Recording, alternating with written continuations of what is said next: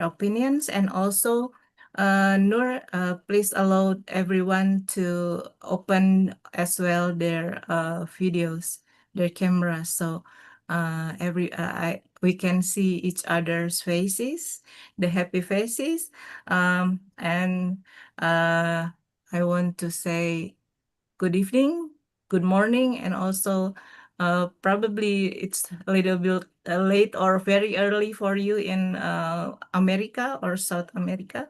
But I'm really glad that you could join this uh, wonderful moment with woman in neurosurgery from WFNS. Please, Noor, you Thank can. you very much. Again, I want to tell that everyone can turn their cameras on. I have given permission to everyone to turn their camera on and to speak. Please raise your hand, and we will be happy to make you a co-host that you can actually interact with us in a more better way. And again, I want to reiterate that it is an open mic discussion. We never wanted anything which is totally like a lecture type of a thing, and we actually want to bond more and more with women researchers around the world. That's why it is an open mic session. You can share your views, you can discuss your points, you can bring new things on the table so that we can actually talk more and more and get to know each other in a more better way. So, Professor Mena and everyone can actually.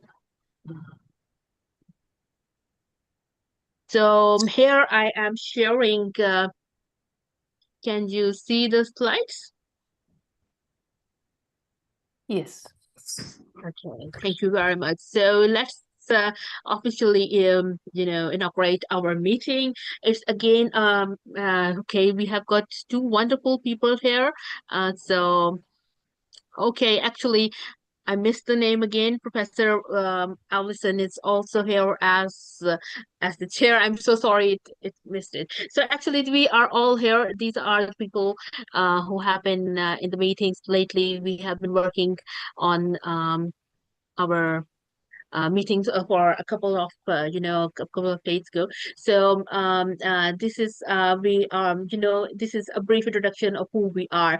You can see that in the committee there are women neurosurgeons from almost every part of the world, and we have been really actively working, discussing, bringing new points on the table so that everyone can bring difficulties or challenges from their own parts of the world. Here's the list of all the women neurosurgeons. You can see there are names, and you can contact us. Okay, so this is very, it's a slide which is very dear to my heart because, also being a women neurosurgeon and a someone in the field which is very competitive. You know that in Pakistan, Pakistan has enjoyed the luxury of having a woman as the prime minister, and Benazir Bhutto was the prime minister twice, elected twice by the Pakistani women. And it's a very famous quote that it is not easy for women, no matter where they live, we still have to go the extra mile to prove that we are equal to men. And it is true even now in our field, wherever women are excelling. So women in neurosurgery often go that extra mile, and we all do, and we all know, we have experienced it. But the real question is, who is counting that extra mile?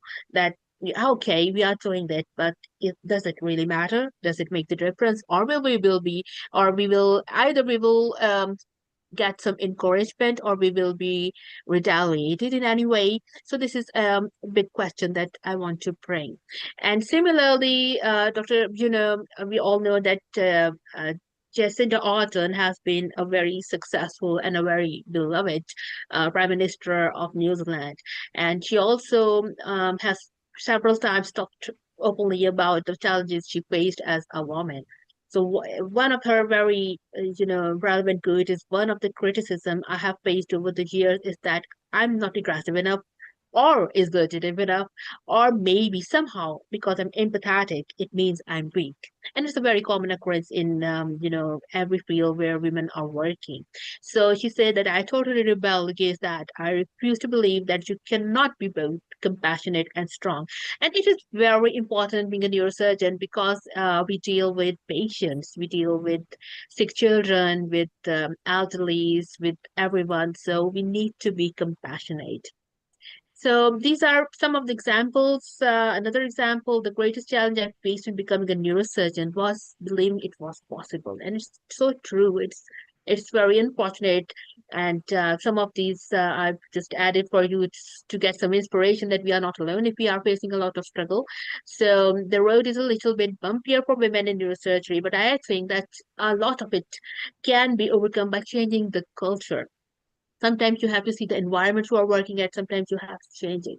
So these are few discussion points which we talked about during our previous meetings that we wanted to raise and we wanted to discuss with everyone. We also welcome more points from our audience. We want everyone to bring their own points, or as if there's anything they really wish to highlight or point out. But these are some of the points that we actually talked about. Number one, why women leave neurosurgery during residency? Because one of our member has very rightly raised this question that many of the women are actually leaving neurosurgery during residency. They sometimes, leave the residency. Sometimes I have also heard this example that there was a woman in some other country, not in Pakistan, who left in the middle. So the number two question is consultant level and exit examination. This is another point why women are being held in their exit examination while they have got the experience, they have completed the experience, but they have been held very badly in the exit examinations. And we need to track that how many of them can actually acquire job and a consultant position.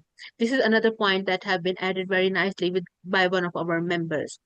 Third is promotion to professor level. It is another thing. I believe that many of you have read the white paper that has been published in, I believe, in the 90s, where it was advocated that women needs to be promoted to the professor level. Why they are not occupying the C type post. It was a very famous paper. I believe many of the women leadership back then published it, and Professor James Rutka also supported women in publishing that paper. The white paper of the page is a very famous paper where they actually discussed this point. The fourth point is leadership positions in neurosurgery. Many of the women are, currently Professor Shelley Timmons was the first woman who ever occupied the seat of president of the AANS, the American Association of Neurological Surgeons. It was the first occurrence and it changed the whole landscape. And later on, we can see that Professor Martina Stripler is right now the current president of the CNS, and Professor Najia Labadi was the immediate last president of the WFNS. Still, there is, a lack of leadership positions in neurosurgery that have been occupied by women. And another point is representation in plenary sessions and conferences. This is a point contributed by one of our members that women needs to have to be present in more and more in the plenary session than in the conferences. They should be in, as the chair of the session and as more active member in international conferences. So not only they are going to present the papers, but they should be the keynote speaker. They should give more invitations as a faculty. So this was a point contributed by one of our very nice members. The last point is access to operative opportunities, because many of us have experienced that there have been unequal opportunities during our residencies and after our residencies. The case allocation is a real thing for many of us, that many of us are not being allowed in the No, OR. Noor, Yes. I'm sorry. I'm sorry to interrupt. Because I need to check from the participant if they are can hear what we are talking about, and if they are can join, because from Seren we hear that she cannot join as the host, and also she Oh, can't let me see. hear Let me she can't let me hear see. anything right now. So probably Dr. we should check the Dr. system. Sharon, exactly, Dr. Sharon, you have to connect your speaker with us, because I can see that you have not connected your audio. Mm. And I wonder if you want to check from the participant. Please write down if you are Yes, exactly. can So hear. everyone who is joining us, please remember that you have to connect your audio with the Zoom. there is a button in the bottom you can see that says that connect your audio over here. So you have to connect your audio. Can you see that? From the participant, can Yes. you write something? We Because have had one I'm person. afraid there's only the host who can hear and can write in the chat room or something. We have one comment that it is audible. Thank Oh, you. Yeah. it's Yeah. from Manor. Please. Manor is already That's co-host. okay, So Oh, okay, I okay, can hear sorry. you now. Then I it, can hear you Yeah, all yeah. now. Thank you. It sometimes happens, sometimes this is very, I sometimes think it's very funny that Zoom does not let you link your audio directly. So I receive a lot of complaints whenever I'm doing the program that we cannot hear. And it's a very hidden button, you can say, that says that connect your audio over here. And sometimes it leads to a lot of problems in audio. So Dr. Sharon, could you, she's the co-host now. Dr. Sharon, could you actually Yeah, yeah. turn Now your I audio can on? hear you all. I can hear you all. Yeah, I'm cool. I'm cool. No, Yeah. no, group I think chat we is can able. continue. Yes. Okay. All right. Thank you. Everyone, exactly. Okay. Thank you very much. Everyone can actually turn their videos on and raise their hands so that we can actually, let you in the panel. So also, the chat is open for everyone. It's not like there's any restriction over here. You can send message to everyone because the host tools allows you to send message in the chat box and raise your hands and also start your video if you really wish to. And also, Dr. Selfie is also here. okay, So okay, these are the points. Yes, he's okay. joining in. I'm They just said it's already audible for everyone. So okay. Sorry for interrupting. Please no, no, no, continue. no, no, it's okay. It's okay. No, no, you have to be very, quite vigilant whenever you are in the program because you have to see that if everyone is actually compatible with the logistics. So Dr. Selfie is also here, and anyone else in the committee who is in the meeting but not the co-host, please raise your hands.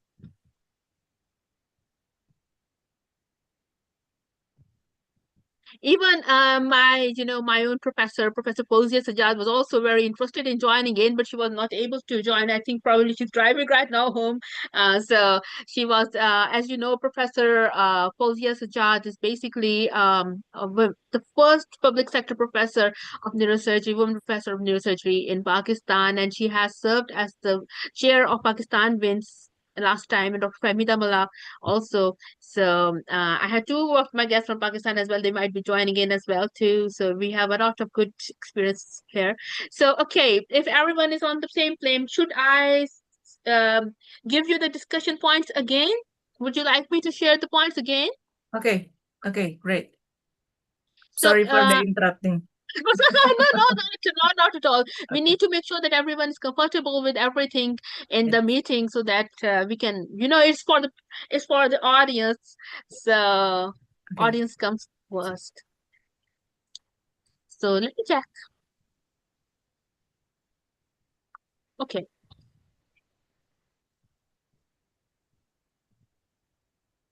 Okay, so see, these are the discussion points. We can actually later on go into depth about.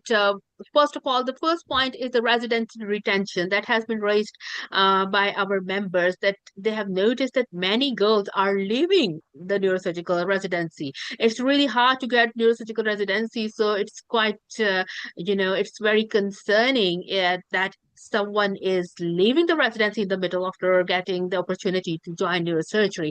And it's very possible that I believe we need to evaluate and dig into the reason. If there is any serious reason that we can actually address, we need to address the cause. If she's worried, we need to encourage her. But there's also a very hidden third thing that many people don't share. Sometimes people are forced by somebody to leave, to leave the field. Sometimes their environment, sometimes someone in the competition, they try to force them to leave their residency. So it's something that we need to think about. So the floor is open for everyone to discuss the issues with residency retention, why everyone is leaving residency. Do you know anyone who's leaving the residency? How do you see this issue is a big one?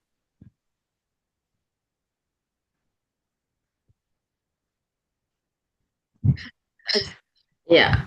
Can I Can I talk? Yeah, of course. Yeah, so I know one of my senior, she did from another medical college. She was in her fourth year of direct MCH. Once that was a sandwich course, means 6 years course. She was in fourth year. Next year she'll become like chief resident. What happened? One of her decompressive here only resident does all the emergency procedure in public sector. She did one decompressive procedure and for a very poor GCS patient, and the next day the patient expired. The relatives of the patient created a lot of trouble, and they vandalized the hospital. Instead of standing with her, her own professor, no, he stood against her, telling that you did not inform me, means the professor, before taking up that poor GCS patient for decompression procedure. What happens is most of the time, the consultant who is on call, no, they don't pick up the phone. This happened in 2008, I'm telling. So they don't pick up the phone. So he didn't pick up. She has to take the call. She took the patient for surgery, and next day patient expired. The consultant in charge, he blasted that lady. She's one of the famous female actress in Tamil Nadu. Her daughter, the neurosurgeon who left, she is one of the famous actors in Tamil Nadu. Her daughter, she could not stand the stress caused by her professor, so she left the internship at the fourth year. Then she took ENT because she was very much interested in skull base surgery. So she took ENT, and then she pursues now ENT surgery. So sometimes what happens, your own professors, they show a lot of toxicity that you could not bear. People I've heard in India leaving at third year also. I mean, here the post MCH courses for 3 years. I've seen people leaving at third year in one of the institute 2 consecutive years. So then they conducted some kind of internal audit.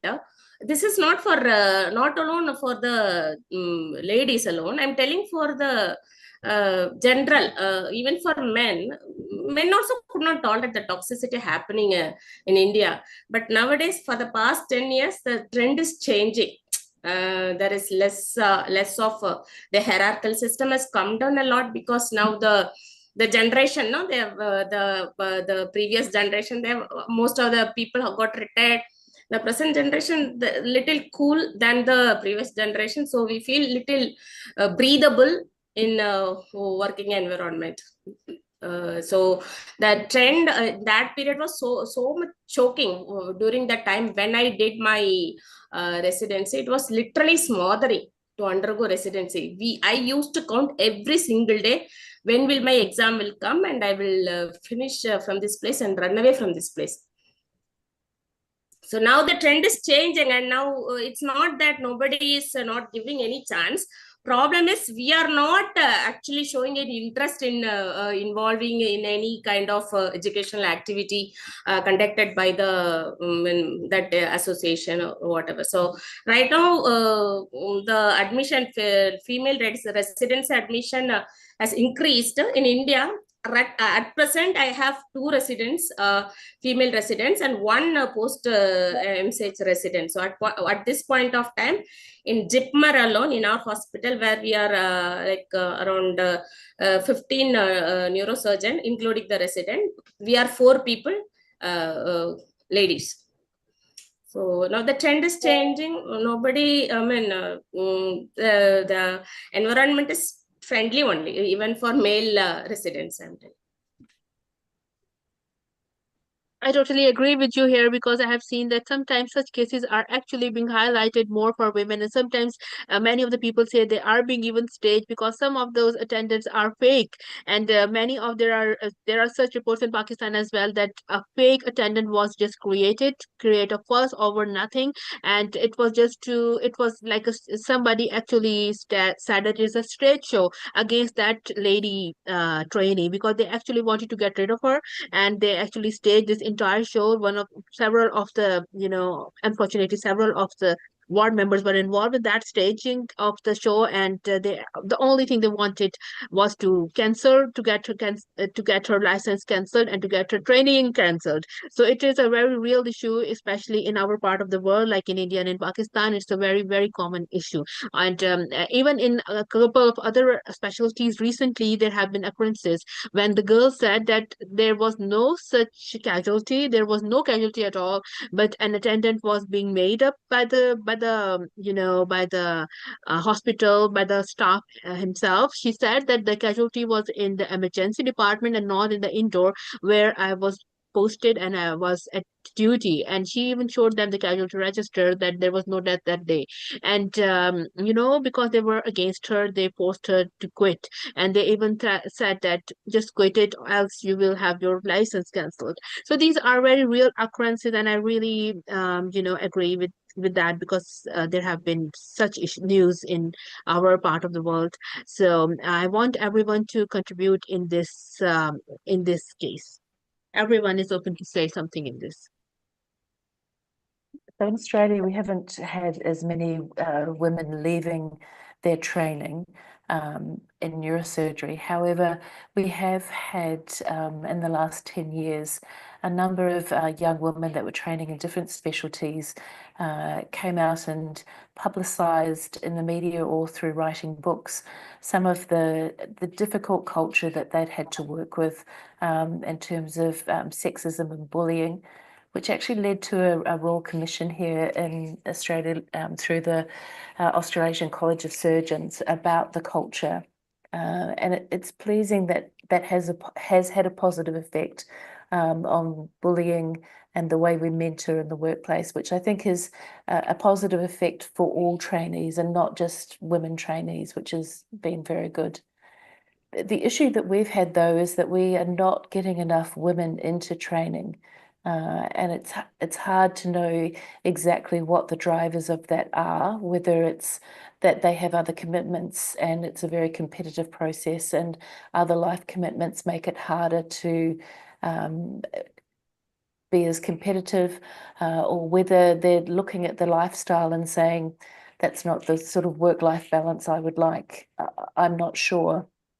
But in order to address that, the Neurosurgical Society of Australasia, who actually runs the training of neurosurgery in Australasia for the college, has enacted a form of positive discrimination. So in our training at selection process, it gets to the final point of the interview, when we acknowledge that everyone who gets to their point of interview would be a good candidate, and they're actually given an extra point as a positive discrimination if they're female or if they're a New Zealander, because there were difficulty getting New Zealanders on the program, to try and add more diversity to our training group. So that's a nice example of some positive discrimination to try and shape culture. Dr. Mirna, in our center, there's very few female resident, and in Indonesia as well, but we are never here that female resident live during residency, but we have a few male residents living during residency. It's because of they have personal issues, personal problem in their family about how to deal with work and life balance between his education and his own family, his wife. That probably in neurosurgery, there's very, very taking of their times every day, and they have no time with families, and from the family, usually from the wife, they want them to change the specialty, but yeah, but there's not much, but I believe it seems like in our country, the female residents are have a very a very high effort to be a neurosurgeon, I guess. So they want I haven't seen any of female residents leave during the residency. That's Good amazing because evening. Good evening, everyone. Hi, Noor. I think I have to agree with Mirna. So it's the same in my country, in Malaysia. We actually have quite a high number of women residents, and we don't. I mean, till to date, I think we have more males that drop out. I think one of the reasons is because as a woman neurosurgeon, when you decide to take up neurosurgery as become a resident and take it up as your lifelong passion or goal to become a neurosurgeon, I think you take in a lot of consideration. And I also feel because surgeons in general, women surgeons, not just neurosurgeons, but women surgeons, I believe in most countries, a lot of sharing is done to the medical students when you are a lecturer in that university, and a lot of women medical students will come up to you and ask you questions, and you tend to share. So I believe when you decide to do neurosurgery, you know what you're getting into, and that's why the dropout rate is less. I think in my country it's such because they are aware of what it entails. Whereas maybe like what Mirna said, the males who tend to join because they don't have many male surgeons sharing how it is and what obstacles they can face when they join the residency as a person. They don't get as much support as maybe the women get. So maybe the women really know what they're getting into. So in so far in my country, yeah, we've not had any dropouts. They've had very good support, I believe. Even the system around it supports them well, and I think it's because when they go in prepared. And sometimes a lot of senior surgeons actually now tend to rather have a woman resident in their team because they tend to be more hardworking. That's the feedback I get. Yeah, thank you. That's my view. Before that, Noor, there's participant cannot write in the chat room. no, So actually, I believe they can. Because let me share. Let me just go back and see if they can. they said that it's been disabled. No, no, no. It's not disabled. Please, anyone, please try to write because you are all allowed to chat in the chat box. Okay. Thank you. Just please continue. Go on. Yes, yeah, okay, yes. I believe there's from Africa. There's Claire. How about there in Africa? Do you have the same problem? Is there any resident leave during the training? I see there's a Claire Karekezi here. Yes, yes, Claire was there, but I think she has left. There's another Dr. Aisha Salele is from Africa. Would you like me to?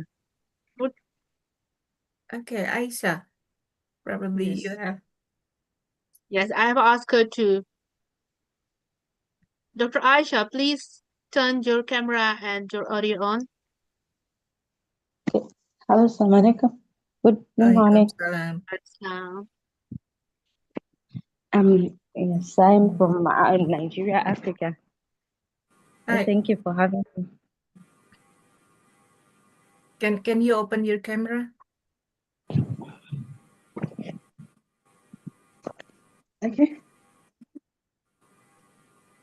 Hi, good to see you. Thank you, Ma. I am a second year resident in neurosurgery. I have a family, and Alhamdulillah, I have a very supportive seniors. My professors and my teachers are very supportive and understanding. I just had my baby. She's 7 months now. I'm still having my maternity leave, and they've been very supportive so far. I don't have any problem with skills, so the surgical skills. They teach me well, and I have hands-on. Back. Sorry. That's So thank you incredible. very much. Thank you. You have are you married and have a kids? Yes, yes. I have 2 kids. Perfect. And how you work on the life and training balance? Oh, yes. So I try to see how I can balance the two, but sometimes it feels like I prioritize my work more than my family life. But then whenever I need some time off or maybe to close off work early, if I talk to my teachers, they give me the time I need to rest. So like right now, my second baby, she just Wow. had surgery and she had interception and had to be operated. So right now I am on leave also. I've been given like an indefinite leave until she is okay and I'm comfortable to come back to work. So Alhamdulillah. Yeah. Wonderful. Thank you. Okay. So, Is it is there any fine? other of your colleague probably in Nigeria that have difficulties and they have to leave during residency? And so far in Nigeria, none that I know of really. Very Not nice. that I know of. I'm not sure if there is one that is some that have started that I've dropped out, but I'm not aware. But where I live currently, I am from northwest of Nigeria. I am about to be the first female neurosurgeon Wow. if everything turns out well, inshallah. So, Inshallah. so Mashallah. maybe from other parts, I'm not sure, but I think from Nigeria generally, we have 6 fellows, and then there are like 6 or 7 of us that are now doing our residency. I'm So, so happy to hear that. Thank you very much thank for you. sharing. Thank you, man. Thank you very much. Thank you, everyone. I think Ashil, you want to say something? Do you have anything to discuss? Is there any leave or where are you from? Please introduce yourself.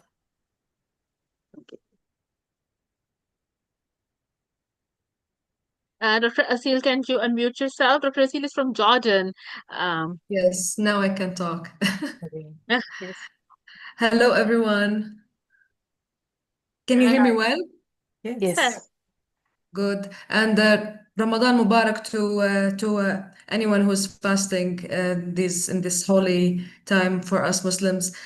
So I'm in Jordan at the moment. I'm the third board certified neurosurgeon here in Jordan, female neurosurgeon. And after I graduated, I saw so many females joining the other neurosurgery training. I think we now have 10 female trainees around Jordan, and it gives me a great pleasure just seeing them enjoying being in this field. My training was a little bit difficult because I was surrounded by males all the time. I didn't. It felt weird being around all of this male energy all the time. I didn't feel like I have my own space. I felt that I had to do so many adjustments to be able to work with them. But to be fair, they did accommodate me also. They did try to make some changes to have me with them, and they had some very nice colleagues where I trained. They were very helpful. But I can say that it is difficult to be a neurosurgeon in the Arab world because there aren't many, so there isn't the experience that someone can share to make it better for the younger ones. And I think the life work balance is something most of us think of, especially those who want to be married, who want to have kids, because for example, the maternity leave here is only 2 weeks for a female resident. And I think it's impossible to leave a 2-week-old baby and go back to work. I mean, so most females are faced with this dilemma that they have to choose between being a mom and being a surgeon. And I think that a lot needs to happen before we see any palpable change. But seeing this bigger number joining the program, I think we can help each other out. I think when one of us gets to a position of power where she can where she can actually be able to make some changes, I think the first thing, for example, if I'm ever in a position where I can make some changes, the first thing I will do is to make sure that there's a nursery at the hospital for the female doctors, that they can do some they can have a longer leave when they give birth. So yeah, I think we need more of us so we can support each other more. Basically, that's what I wanted to say. I Great. think you've made some lovely points there about how actually seeing women actually achieving and being in the roles is a great stimulus for younger women coming through. When they see that it's possible, it enables them to go on. And it's the same also across, cultural difference, race differences, other diversity. So that's fantastic. But the whole concept of balancing those stresses of having a family and working professionally is really difficult. I did not feel that I could have a child during my training, so hats off to all of those women who've managed to do it through their training. My training was pretty intense, and I just didn't see how I could manage that. So it was something I did after I finished my training. But as my boss said to me at the time, that there is really no good time to do it. And even if you can calculate a good time, then biology doesn't work and it doesn't happen then. So it's it's one of those difficult to factor in variables. But as much as I love being a neurosurgeon, being a mum has probably been the most important part of my life and has brought me the most joy in my life as well. So I really would encourage people to try, as difficult as it is, to try and achieve that balance of being able to do it. And if you're in a position where you haven't been able to do that, but you can help your colleagues do that, then major kudos to you to help another surgeon to have the privilege of parenting. Yeah, and I always try to say this, that we can have it all, but we can't have it all at once. So we can try to adjust some timing, as you said. Some women can do it while they are in training. Some women can do it later on. I don't think there's a right scenario for like everyone, like a scenario that fits everyone. And but the most important thing is to have a supportive environment, whether it's at the hospital, at home, your friends. It takes a village, as they say, to have a child. And yeah, it does. So yeah, I don't think there's a one fit all scenario, but as long as who is supportive in your life, I think it's doable. Yeah, we don't have to choose. Great. Great. So everyone can support each other. The more female resident, the more female neurosurgeon they can support from each other. Do you have any woman in neurosurgery organization provided in your country? You're still muted.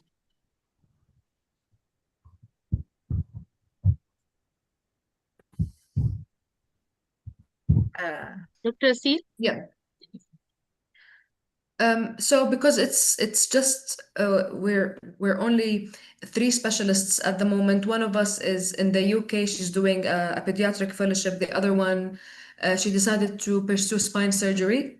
So basically, I'm the only one who's doing brain surgery. I am in the Jordanian society, but I need more help. So I'm waiting for the other females neurosurgeons to finish training and join me. So any female who asks me if it's worth it, I definitely encourage it, definitely. And it's not because I just want more surgeons, because I do love it, and I think if you love it enough, of course you can do it.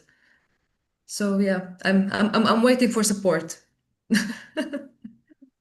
Great. I see here from, is there anyone from China, Noor? We need to hear from them. Oh, unfortunately, we do not have. It seems to me that we don't have anyone from China, but I can see someone from Vietnam. Okay. So, is there anyone? Oh, From there's Dr. Zhao. Dr. Zhao. Yeah, Dr. Zhao, would you like to add something from China? A Chinese perspective would be really appreciated here.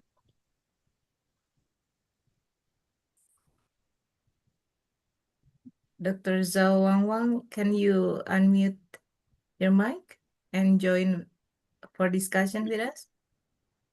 Dr. Zhao, please. I have converted Dr. Zhao as the co-host. Please, will you please talk and say something, add something from your part of the world? Dr. Vistaka, and Manor, is there any female woman in neurosurgery organization? I think that from India Yeah, there's a lot of yeah. female neurosurgeon there. We have a group, Vinci Women in Neurosurgery India chapter, and it is not a separate group from the already existing the National Neurosurgical Society of India. But we do have a state. It's a WhatsApp group. There is no association as such. Mhm. But we are very well included in the General Neurosurgeon Association. Oh, So every state in India has their own association. Like I am from Tamil Nadu, we have Tamil Nadu Neurosurgery Association, where we are given, as Madam, I mean, as Alison told, no, the positive privilege. We are given a particular the time slot to present our work. And Dr. T.S. Kanaka, I think you people may be knowing, the first neurosurgeon, female neurosurgeon from India.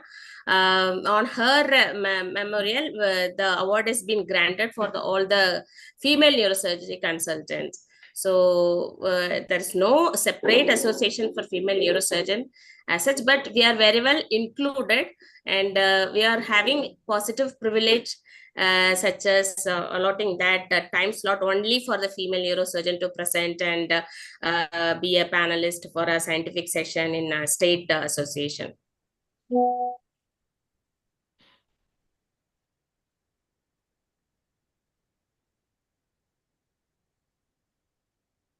Is there any region left from us to cover?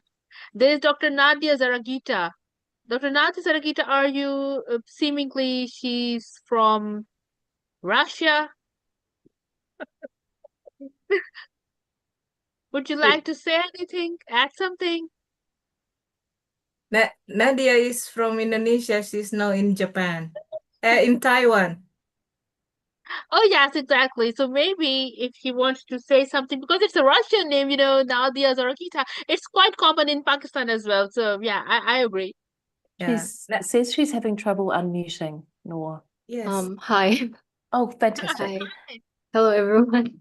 Hi. Yeah, How I'm are you? actually Indonesian, and maybe disclaimer, my grandfather is actually Pakistani, so yeah. I'm Um, Pakistan. yeah, I just graduated this year, in the beginning of this year, and I'm taking a clinical training in Taiwan. So maybe my experience is not very different from Dr. Mirna, but I came from different institution. It's Universitas Indonesia, one of the oldest institution in Indonesia. So uniquely, the trend of neurosurgery resident resident numbers is just increasing every year. And I think just um, last time we accepted like 9 residents um, in the last semester, and we have like 15 female residents among 50 residents in total. So apparently it's getting more popular among the female doctors in Indonesia. And so far, I think the female residents are doing pretty well. I mean, of course, it's not like the easiest things for us, but overall, none of us had like very, very difficulty in doing all the work. And we also have uh, enough time to take a leave, including birth leave. And basically, we have not much problem among during our residency, and I think we have a same chance to scrub in and everything compared to our um, male residents. And I don't know why. I mean, overall, I think the neurosurgery itself becomes more popular among the medical students as well. I think in the last 1 or 2 years, we tried to something like promoting our residency programs to the medical students, and I think it worked pretty well.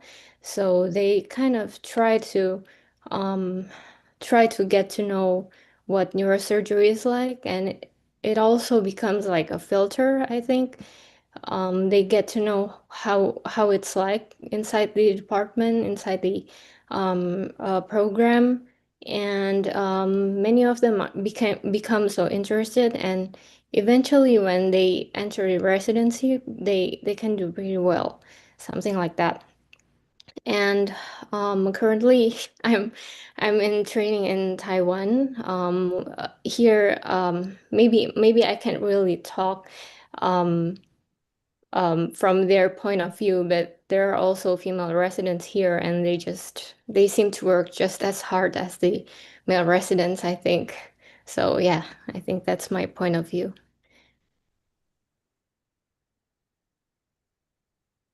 Thank you, Nadia. Thank you. We've got Dr. Shokzadeh. She's from Uzbekistan. I think she wants to say something, add something from her part of the world. Dr. Shokzadeh?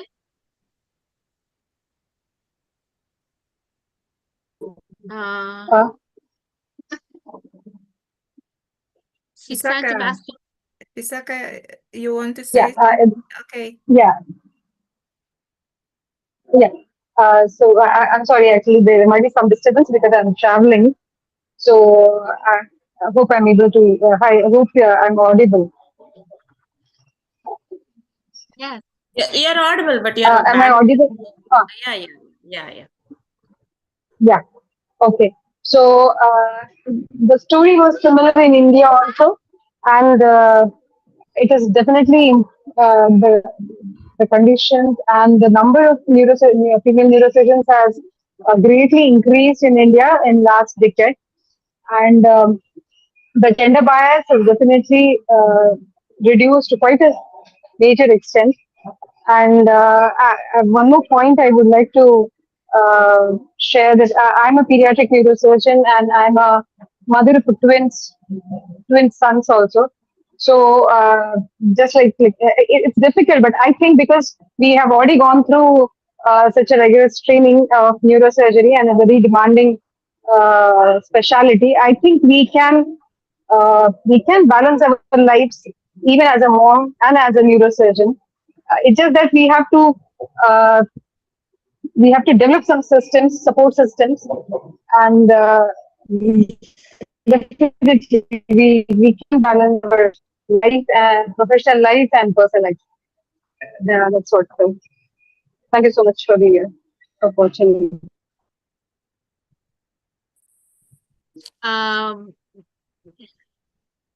there is just one point that had just came up by Dr. Pavitra Ramachandran. She's saying that, hello everyone, I'm Pavitra. I'm a medical officer from Malaysia, currently preparing for my neurosurgical residency. First of all, happy International Women's Day to everyone. Thank you very much. I have two questions. First, in some training environments, it can feel that career progression or opportunities may sometimes favor the male colleagues. For those who have experienced this, how did you navigate situations where your progression felt slower, and what strategies helped you move forward? It's a very important question, and I think it's a core point of the win. So I believe that we need to address it. Our second point is I would like to ask how WFNS Wins can help support mentorship and guidance for young women who are preparing for neurosurgical training, especially for those who may not have strong mentorship locally. Thank you. I want to add here that under the Wins, we are going to start a virtual mentorship program, which is actually to facilitate the trainees, as well as if you say we can also extend it to medical students who are interested in joining neurosurgery. So we are actually working on introducing a virtual mentorship program just to address one of the queries that you have, because it's a very common one. We are receiving a lot of questions. We are and a lot of concerns regarding this. So that will be a very important goal during our tenure in the WINS. So we will be starting a virtual WFNS WINS mentorship program. But the first question is open for everyone. In some training environments, it can feel that career progression or opportunities may sometimes favor male colleagues. And for those who have experienced this, how did you navigate situations where your progression felt slower, and what strategies helped you move forward? So I open this to the room to answer, and I also think that it gives us a very clear idea of of the medical student psyche who are interested in joining neurosurgery, but sometimes they fail to, or they change their mind thinking that seeing the situation that there's a lot of male bias, especially in many parts of the world. So everyone that contribute what to say and how to solve it.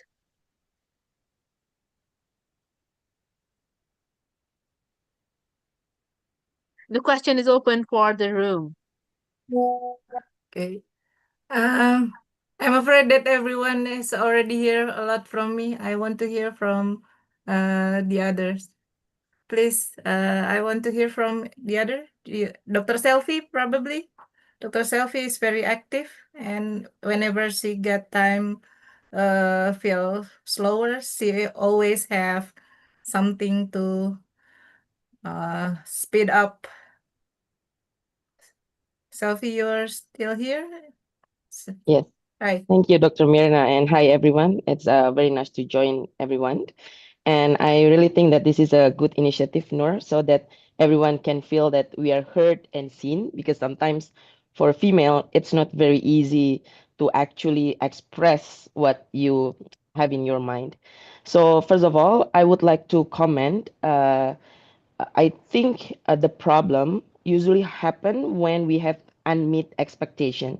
So it's very important that in the beginning we already give all the information for the potential residents that wants to apply, and in the in the way of the residency and also the career, it's very also important to have a mentor. I i really think that the mentorship doesn't need to be coming from a female or a male. You just need someone that guides you through the way, and it doesn't only need it for female, it's also needed for everyone. And for the question that was being raised, I believe that when you have the ability to discuss with the environment there, whether you want to take more responsibilities or you want to advancing in your career, then you can just present yourself, and then you can be very honest with all your colleague, whatever your goal that you want to achieve. And I really do think that the community is a very helpful in a way that if you are actually honestly and sincerely wants to bring better things on the table, people will jump in and help. But sometimes what happen is, I think in my opinion, please correct me if I'm wrong, there are some people, it doesn't matter whether it's male or female, that doesn't really express what they need or what they want. So if we are in their surroundings, we cannot help whenever we don't know. I think that's also happened in Indonesia. And I would also like to remind Dr. Mirna that Even though in Indonesia the number is increasing, as Nadia mentioned, but we saw that there aren't that many female leader out there, or there aren't that many female in the academic places. I think even though we have several academic center, maybe only in our centers that has three females. I think that's very different, while others, I think they have none. And I think that will be an interesting question to be answered with the committee having the questionnaire, so that we know what are the expectations. Either, okay, I just want to be a neurosurgeon, and then I enter the field, but that's it. I just want to practice. And I really think that will be an interesting fact that we can reveal after the questionnaire. Thank you, Noor. Dr. Salki is also writing a wonderful paper on the point we have discussed previously. It is on why women are leaving their residencies or neurosurgery. What are the reasons? So Dr. Salki is also writing this paper with Dr. Rebecca. I hope that will be an amazing and an insightful publication that will be, compiled in the coming year, hopefully. So I also agree that many times, girls are not able to express, and it is sometimes because there is no one to listen to. It's another problem because, even if you have some concerns, you don't have any woman neurosurgeon or someone who is interested in listening to your issues and solving your issues. So it's another thing that we need to take into account. So obviously, many of us do have similar experiences, and it's right. So. I think it's an important point. So should we start at the next point? Should we proceed to the next Okay. issue? Okay. Please. So we were in the residential retention one. So here is our next. It is the consultant level and exit exams. Many of our members actually raised the issue that many of the girls, I think Dr. Asha um, and there was another colleague from India who actually asked us to discuss this as well, that why girls are not reaching the consultant level, and why they have been held at the exit exam level, which is very important. Many of the girls who have actually completed their training are not allowed to pass and get through the final exit exam, so that many of them fail to reach the consultant level. And there is a discrepancy. There are sometimes some of the girls which have been promoted and supported are not competent enough, while those who are much better are face more of the bias and more of the politics of an institute, and they are being held back so that they can compete in the system. So there were a few suggestions over here: ensuring transparent evaluation, objective scoring system, and equal standards applied fairly. So how many of us are here who can contribute into this very important discussion? The consultant level, how many women are actually reaching the consultant level realistically, and what are the exit exam biases many of the members have seen or experienced themselves? So the floor is open for everyone to contribute in this.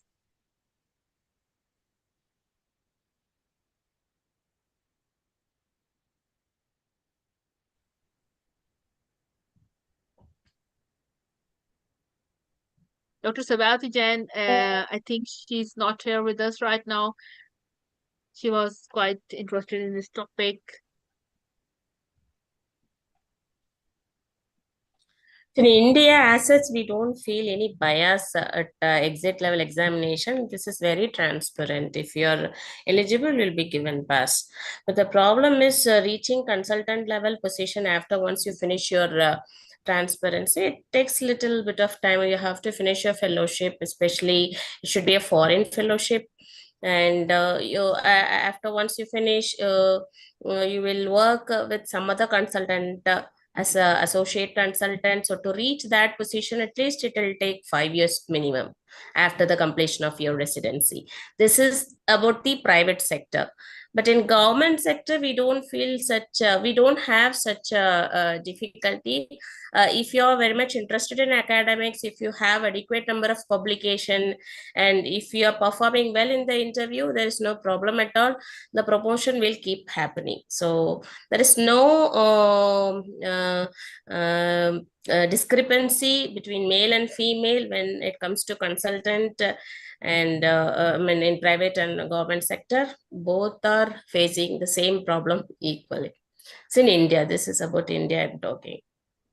So at least it takes 5 years of your post residency. You have to have minimum of two foreign fellowship to project you as a consultant in a private sector. So before that, you have to work under someone or in a team for minimum of 3 years as an associate consultant to become an independent consultant.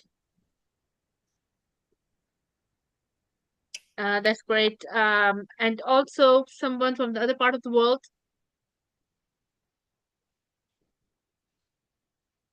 I saw Sharon Low here. Oh, Dr. Asha is Oh, here. Asa. Okay, Asa, you glad you can make it. Can you raise your hand? And she was thinking that we have probably finished the show. So I said, no, no, no, we are here. So please join us now. We have a lot to Yeah, talk yeah. about. Thank you, Noor. Thank you, Noor. I didn't want to miss you, girls, and it's very nice to see you all again. So, quickly, I wanted to add about this Indian consultancy. So, I was very surprised to hear that in private practice, I'm in India, right? I've been in India for a while now after moving back from the US. So, that she said you need to have two fellowships abroad. Maybe it's in a few places. Most places in India now, we're the hub of medical tourism because care is very cheap and affordable. So there are a lot of private hospitals, and you can work as when you come out of your MCH, I mean, which is your degree in neurosurgery as you graduate. Many of them get very good job offers and join as a consultant in smaller places, and they are actually working alone also. So they are like the head of the department. They have to build everything, so they get a lot of responsibilities. It is challenging, and so I think the exciting thing in India today is that it's not just the cities. The smaller cities are taking over in neurosurgery. We have lots of them, and it also we face a backlash. In the big cities we used to get patients from the smaller cities before. Now we see a drop because the smaller cities, the young graduates have gone in and they started to operate, which is good for India. So I think you can be a senior consultant in a smaller city, which will be more exciting than being a smaller person in a big city. So that's my two bits. Well, I think that there are India is a big country as well, so there may be some variability of experience in all over India, because Dr. Savati had a much different experience than both of you. So it's likely that we all have some differing level of experiences in the entire country. It's interesting to see, and individual level, when you join at a very junior level versus you join at a senior level, you already have a lot to put on the table. Things are a little different. You have Yeah, more yeah, leverage. Exactly. So maybe of course. yeah. So anyone else? Yes, Nur. Uh, from in Indonesia, there's actually like Selfie said that only in our center that we will have. We had already three female consultant in our center in Bandung, but there's also one female neurosurgeon that also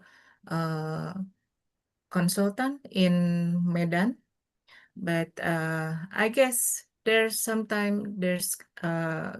a burden to getting sometimes there's political issue in their own department, and she cannot make a very good to move making some move because it depends on who is the chair of the department. And some and we are trying to encourage female neurosurgeon in Indonesia to be a consultant as well, because they have good potential, very nice, good, excellent potential actually to become the consultant. Because I think in one department, and if there's a lot of female resident, I think if there are or there is one female consultant or attendees, there will be good for female resident as well. But in Nadia's center in Jakarta, there's no female consultant there. There's no female attendees, but there's a lot of female neurosurgery resident there. There's 12 female neurosurgery resident in Jakarta. So I believe one day every department, every center, is gotta be at least one female neurosurgery attendee. Uh, Nor, I have to take a break first because it's iftar here. I have to, Oh, yes. but we have I will probably close. just Yes. if you say we can just wrap up the session quickly, and if you say we can wrap up the session quickly, we have discussed several of the points. If you want, we can have another sitting. Okay, sure. How about Alison? Is Yes. it okay? I have to do iftar first and let me close my video.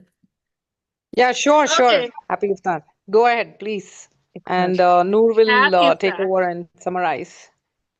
Yes, a happy iftar to Dr. Mirna. We are going to have iftar in 2 hours, about 2 hours from now as well. So, Dr. Allison, let's move on to the next session quickly so that we can actually have a wonderful compilation. I think it's a very insightful talk. The open mic was so successful that everyone had a lot to bring in the session. I think it's beyond what we had actually planned. And I thought that it was just an experiment that we are going to do an open mic, and I don't know, I didn't have this idea that it could be this much of activity. So it went a little bit beyond what we had already guessed. So let's move on to the next one. I think it's going to take us you know a lot of it's going to take us ages to discuss each and every point, so let's go through briefly. The next point was here we go. The academic promotions. It's quite similar to the one we have discussed. So much of the points have already been discussed during our previous discussions, that why are fewer women at professor level, and the recognition of educational contribution is another hindrance that many of the women are facing, that they have not been recognized of their educational contribution, and sometimes they are not being encouraged locally to present work internationally. Many of their male peers are being selected by the war to present the work, and they are also not added in research paper writing. You can see that many women will complain that they were not invited to write a paper while their male peers were invited to write the paper and also present the paper internationally. They have been supported and encouraged to do so, and it's another thing that we need to to discuss. And there are also mentorship or academic progression. Some of the females say that there could be some lack of mentorship and research opportunities and leadership development, as many of the girls are not being selected for major leadership positions. So it also leads to another point that one of our colleagues very nicely put in our previous meeting, that many of the women do not hold key positions in committees, in the editorial boards, guideline panels, institutional leadership, and in conference representation. I think Dr. Asha Bakshi has raised her hand. Please open your mic and discuss this point, because I think those Oh, were the you have points presented. touched a very broad topic with me. Is my mic on? Yeah. It's a very nice topic that you brought up. And I want to tell one message. I've been in this field for almost 25 years. Yes. And I came with a postdoctorate from UPenn to India to do some academic research. So I think this could be more of a country-based bias, how they treat the women.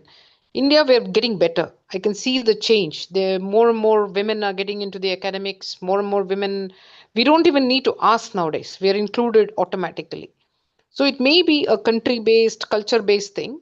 My only message is, keep trying, keep demanding, keep asking, step up, don't feel bad. There are people who are men and they would come into a hall and then, they would know less about a topic, but they will still stand up and ask a question versus a woman who knows much more and she's a little shy to ask that question. What I would say is when you're in a conference, speak up, try to speak up over the voice of the men.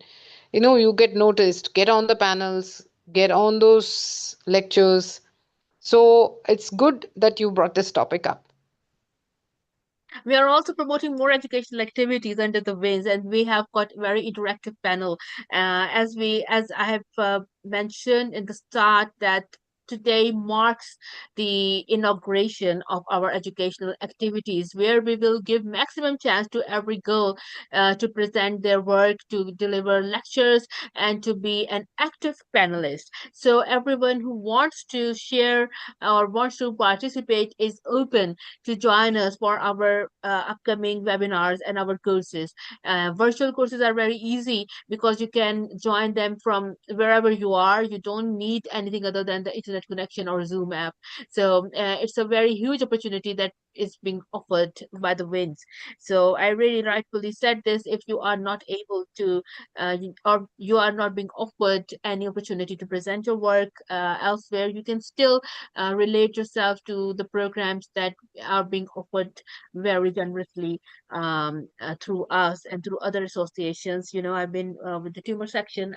We've been sponsoring a lot of webinars to the WFNS as well, and we really promote every participant to share their view, to highlight their contributions.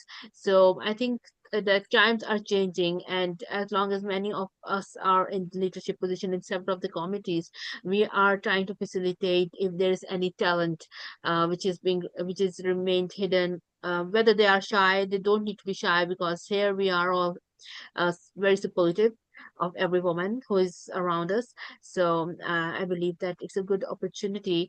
I believe that we are trying to solve and address this issue. So Dr. Allison, what's your view in this, about this broad topic?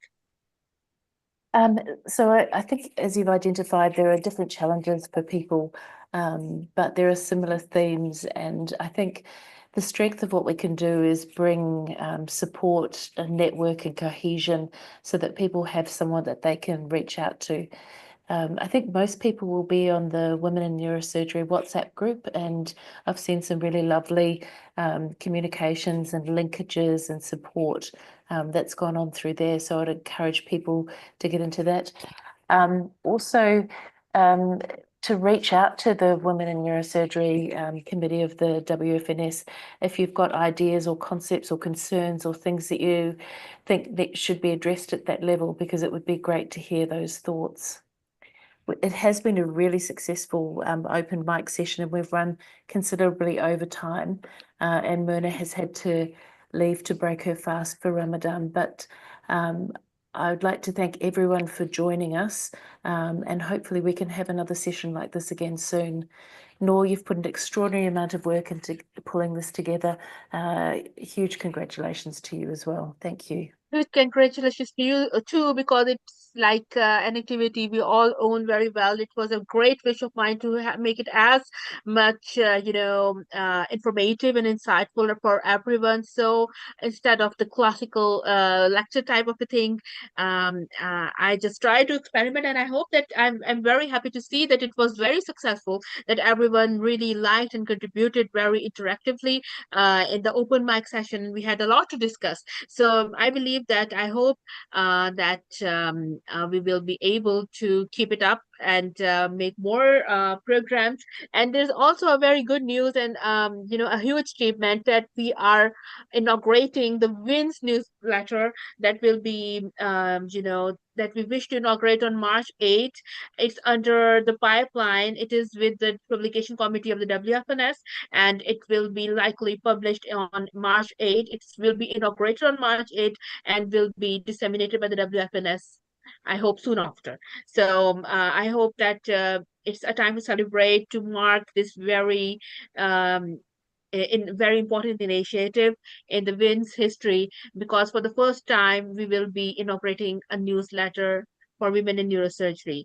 What we wish is to make it a separate newsletter, but at least we are trying to talk to the president of the WFNS as well as the publication committee to make a separate newsletter for women in neurosurgery, where we will encourage our committee members and other women neurosurgeons from all over the world to send their work, to send their letters, to send their achievements, to send their events if they are organizing one locally, if there is something they want to share, if there is an issue they want to share, if there is any victory they have achieved, or there is something, anything they want to share. It will be free of cost for everyone to publish. They just have to email me or Dr. Mena or Dr. Allison, and we will have a meeting at the end of of submission time, a deadline, and we will select your work to be published in the newsletter.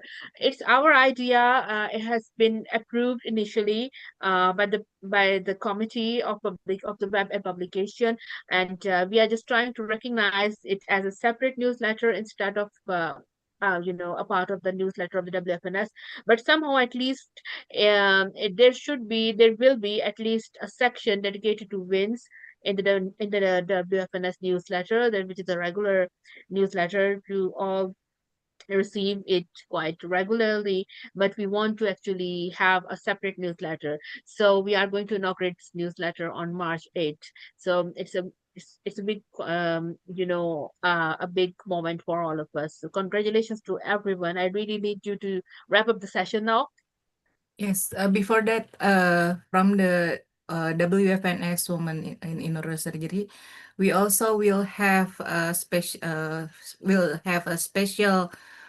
journal section in one international journal. So please, if anyone who eager to have to write a paper or study, you may add it to our special win section in probably word neurosurgery, Noor. Is it already No, the accepted? WFNS journal.